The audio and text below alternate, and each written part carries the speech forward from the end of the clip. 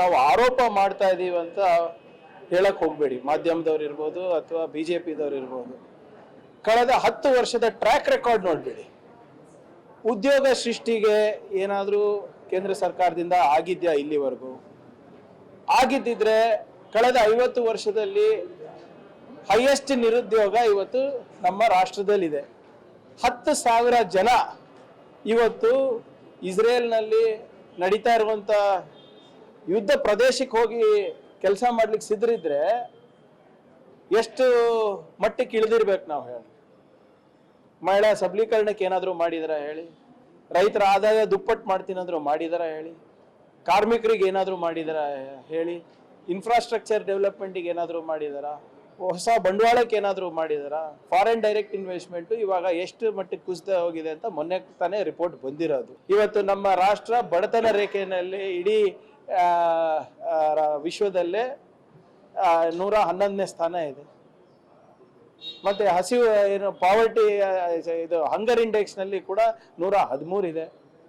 Corruption ನಲ್ಲಿ 93ನೇ ಸ್ಥಾನದಲ್ಲಿದೆ. ಏನಾದ್ರೂ ನಿರೀಕ್ಷೆ ಇಡಬಹುದಾ? ಹೌದಪ್ಪ, ಕಳೆದ 10 ವರ್ಷದಲ್ಲಿ ಮೋದಿಯವರ ಕಡೆಯಿಂದ ಬಿಜೆಪಿ ಕೇಂದ್ರ ಸರ್ಕಾರದಿಂದ ಇಂಥ ಒಂದು ಯೋಜನೆ ಸಂಪೂರ್ಣವಾಗಿ ಸಫಲ ಆಗಿದೆ ಅಂದ್ಬಿಟ್ಟು ಆಗ್ಲಿಕ್ಕೆ ಸಾಧ್ಯ ಇದೆ ಅಂತ ನೀವು ಹೇಳಿ. ನಮ್ಮ ನಿರೀಕ್ಷೆ ಅಂತೂ ಶೂನ್ಯ ಇದೆ. ಇದು ನಾವು ಹೇಳ್ತಾ ಇಲ್ಲ, ಇದು ಅವರ ಕಳೆದ 9 ವರ್ಷದ ಟ್ರ್ಯಾಕ್ ರೆಕಾರ್ಡ್ ಹೇಳ್ತಾ ಇರೋದು. ಕನ್ನಡಿಗರಿಗಂತೂ ಅನ್ಯಾಯ ಆಗ್ತಾನೇ ಇದೆ. 15ನೇ ಹಣಕಾಸಿನಲ್ಲಿ ಅನ್ಯಾಯ ಆಯಿತು. ಮತ್ತೆ ನಮಗೆ GST ಏನು ಮರುಪಾವತಿನಲ್ಲಿ ಅನ್ಯಾಯ ಆಯಿತು.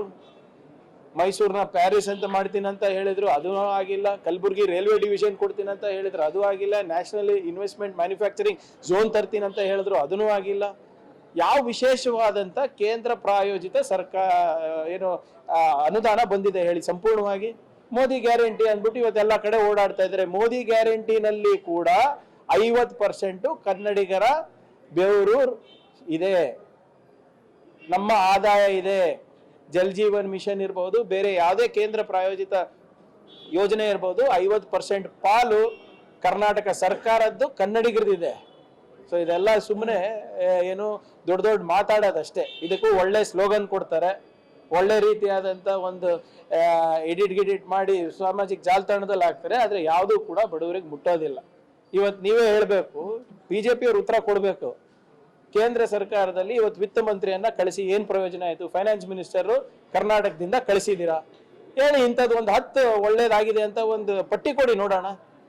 ಆದ್ರಿಂದ ನಮಗಂತೂ ಇರ್ಬೋದು ಅಥವಾ ಕನ್ನಡಿಗರು ಇರ್ಬೋದು, ಕೇಂದ್ರ ಸರ್ಕಾರದಿಂದ ಈ ಬಜೆಟ್ನಲ್ಲಿ ಶ್ರೀಸಾಮಾನ್ಯರಿಗಿರ್ಬೋದು, ಯುವಕರಿಗಿರ್ಬೋದು, ಮಹಿಳೆಯರಿಗಿರ್ಬೋದು, ಕಾರ್ಮಿಕರಿಗಿರ್ಬೋದು ಅಥವಾ ರೈತರಿಗಿರ್ಬೋದು ಯಾವುದೇ ಆದಂಥ ನಿರೀಕ್ಷೆ ನಾವು ಇಟ್ಟಿಲ್ಲ.